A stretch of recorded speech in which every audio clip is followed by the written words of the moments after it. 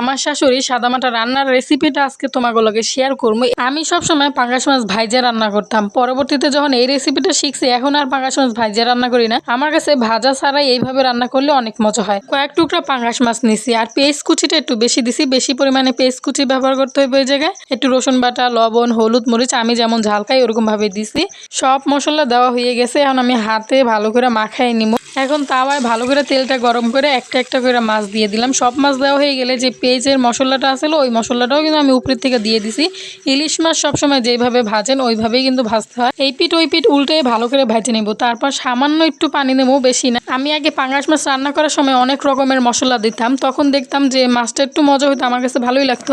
কিন্তু আমার শাশুড়ির যখন দেখলাম শুধুমাত্র রসুন বাটা দিয়ে এই তরকারিটা রান্না করছিল, আমার তরকারির চেয়ে আমার শাশুড়ির তরকারিটাই বেশি মজা হয়েছিল। এখন থেকে আমি মশলাও দিই না আর মাছ ভাজিও না, এরকমভাবেই সবসময় পাঙ্গাস মাছ রান্না করি। আপনারা যারা না খাইছেন একবার হলেও ট্রাই করবেন।